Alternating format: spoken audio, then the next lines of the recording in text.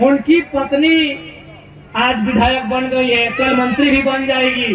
और हेमंत दादा जहाँ थे जेल में थे, उससे क्या फर्क था? लेकिन उस समय आंसू कहे नहीं आया जब प्रेम मार्डी जेल गया था। अरे हेमंत दादा जेल में भी थे ना, फिर भी रॉयल लाइफ जीते थे, टाइम टू टाइम खाना बनता था। ओ आप लोग को बेवकूफ कैसे बनाया गया मालूम है? आपको दिखा दिया गया नहीं, वहाँ जेल में व्यवस्था नहीं था। दाढ़ी बढ़ा के पाँव देखिएगा, पाँव का शेविंग है। आपको दाढ़ी दिखा दिया गया कि जेल में व्यवस्था नहीं था, वो दिखावटी था कि जेल के बाहर लोगों को क्या दिखाएंगे। पाँव देखिएगा, उनका पाँव का शेविंग है। क्या दादा बोका बनाइएगा? आदिवासी बोका रखिएगा आज भी, वाह रे वाह। पाँव देखिएगा, उनका पाँव का शेविंग है। तो जानबूझ के दाढ़ी का शेविंग नहीं किए कि जब बाहर आएंगे तो थोड़ा सा मजनू वाला सीन लगना चाहिए। सही बोल रहा, चेक कीजिए, उनका पाँव चेक कीजिएगा, पाँव का शेविंग है। अगर ठीक है, हमको सहानुभूति है, ऐसा बात नहीं कि हेमंत दा के हम विरोधी हैं, उनकी राजनीतिक विरोधी हैं, उनके विचारों के विरोधी हैं, चलिए झारखंड के हैं।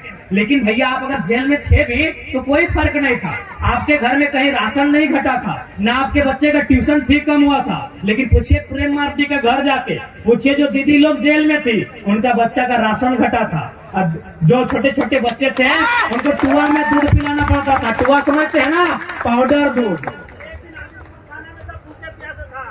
तो आप अगर जेल में थे तो कोई पहाड़ नहीं टूटा था आपके परिवार पे। लेकिन झारखंड के लोग टीवी में जो आंसू दिखता है उसको देखते हैं, बड़ा बड़ा नेता लोग जो आंसू बहाता है उसको देखते हैं। अब हम उम्मीद करते हैं झारखंड के लोग प्रेम मार्डी और उनके साथ जो बहन लोग जेल में रह के आई है उनके आंसुओं को भी देखेगी और 2024 के विधानसभा में पाई पाई का हिसाब लेगी।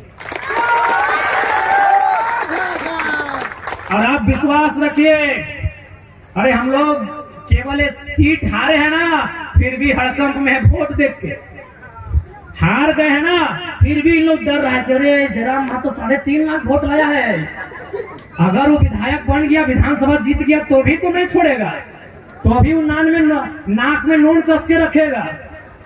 आपको हम बताना चाहेंगे, जैसे आपके यहाँ ये ऑटो बाजा, क्या है ऑटो बाजार है ना, और जमुना ऑटो जो है ना, चंद्रपुरा में भी एक सोलर कंपनी लगी थी। जिस प्रकार यहाँ प्रेम मार्डी दा इन लोग को 31 के ऊपर केस हुआ, वहां भी 21 को लड़का के ऊपर केस हुआ। और क्या बोला पता है?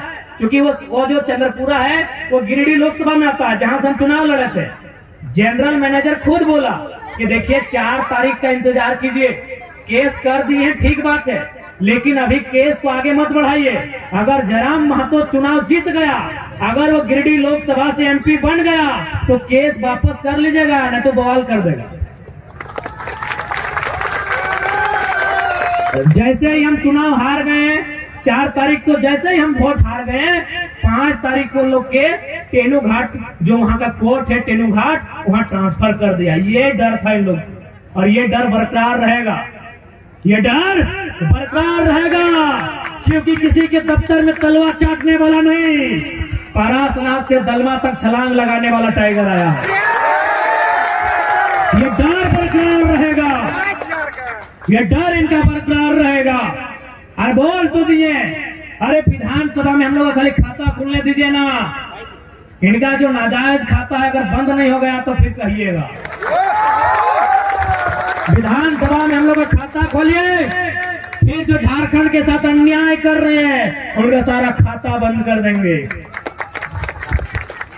और बिल्कुल अंत में यही कहेंगे, खासकर दीदी लोग, आप लोग को भी तैयार रहना होगा युद्ध के लिए, क्योंकि जब हमारे पास जमीन था दीदी लोग का मान सम्मान बराबर होता था। अगर हमारी जमीन गई है ना कंपनी में तो सबसे ज्यादा नुकसान महिलाओं का हुआ है। कैसे बोलिए? जब हमारा ये खेत था, यहाँ हम जब धान लगाते थे, धान में अगर आज हम लड़ेंगे ना तो कम से कम आने वाली पीढ़ी के पास कुछ तो बचेगा। आज अगर हम नहीं लड़े तो आज जिस प्रकार इन्होंने हमारे घरों को घेर लिया है जैसे इनके बाप का है,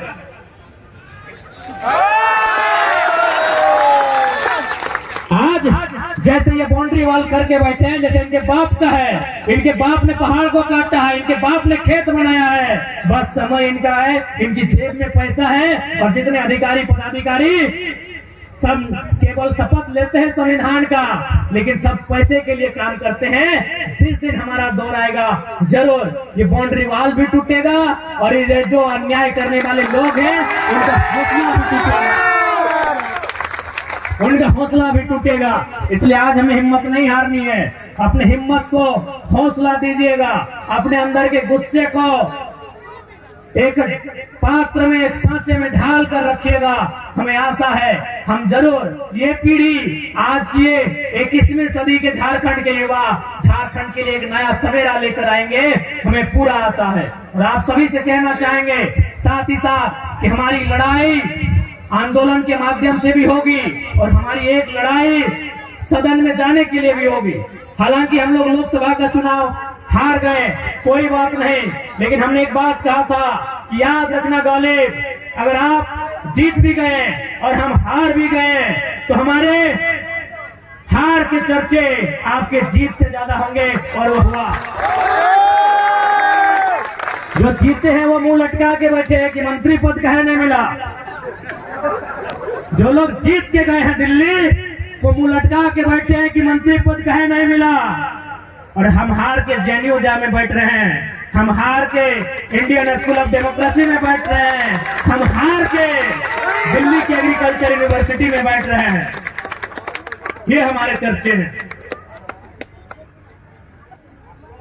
ये हमने पहले ही कहा था, इसलिए कोई बात नहीं। लोकसभा का चुनाव हारे हैं, हौसला नहीं हारे हैं। हम लोग लड़ने के लिए आए हैं, हम लोग झारखंड की जनमानस की हिम्मत बनने आए हैं। हम लोग कभी समझौता नहीं करेंगे। अगर समझौता करना रहता तो आज आपके विद्युत दादा के साथ साथ और जुबा मांझी दीदी के साथ साथ हम भी संसद भवन में शपथ ले रहे होते, लेकिन शर्त क्या होता कि उनकी दलाली करनी होती, जो हमें नहीं आता। हमें दोनों पार्टियों ने, यानी जिस पार्टी से विद्युत दादा जीत के सांसद बने और जिस पार्टी से जुबा मांझी दीदी जीत के सांसद बनी, दोनों पार्टियों ने हमें ऑफर किया था कि आप सीट चयन कीजिए, आप गिरिडीह से लड़ेंगे, आप रांची से लड़ेंगे, धनबाद से लड़ेंगे। 3-3 सीट हमें ऑफर किया गया था कि आप लड़िए, हमारी पार्टी से लड़िए, आप पे हम लोग करोड़ रुपया खर्चा करेंगे और आपको हेलीकॉप्टर भी देंगे, कितना दिन स्कॉर्पियो में चलिएगा।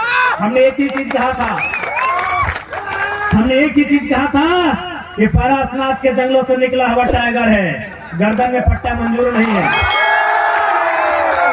लेकिन हमको मालूम है कि पार्टी से जीतने के बाद क्या होता है, मालूम है। ये मंत्री जी भले अभी मंत्री नहीं रहे, हमको भी दुख है, बुढ़ा आदमी को हटा दिया। हमको भी दुख है, बुढ़ारी समय में इनका साथ ऐसा नहीं करना चाहे तो ऊपर से चाचा चाचा बोलते हैं। चाचा के साथ भतीजा ने खेला कर दिया है। लेकिन हमें 2-4 पदाधिकारी कह रहे थे, आपके विषय में बात हो रही थी, तो उन्होंने कहा कि नहीं मंत्री जी से एक बार मिलिए। कहा अगर मंत्री जी के पास जाएंगे तो झोला लेके जाना होगा। अब पता नहीं झोला में वो क्या लेके जाते हैं, चावल लेके जाते हैं, सब्जी लेके जाते हैं, कोयला लेके जाते हैं। लेकिन वो अधिकारियों ने कहा कि अगर मंत्री जी से जाना होगा समस्या के बारे में मिलने के लिए तो मंत्री जी मिलेंगे बाद में, पहले झोला देना होगा। पता नहीं झोले में क्या होता है।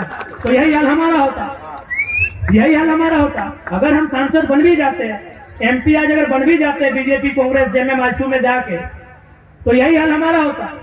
हम टाटा पे बोल नहीं पाते, हम जमुना ऑटो पे बात नहीं कर पाते, हम विस्थापन पे बात नहीं कर पाते, हम पलायन पे बात नहीं कर पाते, हम IAS IPS के साथ सवाल नहीं कर पाते। तो भैया हमने यही कहा है कि पारसनाथ टाइगर हैं, आजाद रहना पसंद करेंगे, आपको आपकी गुलामी राजनीति मुबारक हो।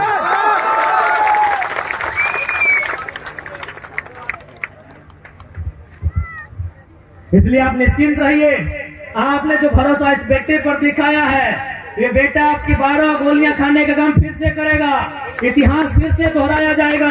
लेकिन आपके अधिकारों के साथ कोई समझौता नहीं करेगा।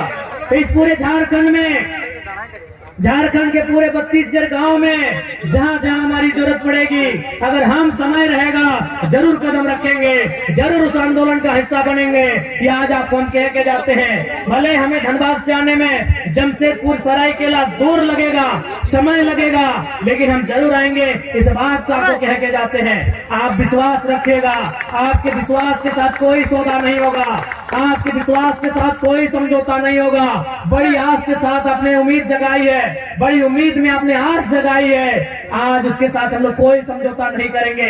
अरे ज्यादा क्या होगा, मौत नसीब होगी ना, मौत किसको नसीब नहीं होगी। कौन यहाँ अमृत पान करके आया है, मरने के लिए हर कोई आया है। लेकिन हम झारखंड को मुक्ति दिलाने के लिए हम लोग आए हैं। झारखंड की जनमानस उनकी जो समस्याएं हैं उन पर बात करने के लिए आए हैं, उन पर समाधान करने के लिए आए हैं, और ये तो हम लोग करके जाएंगे।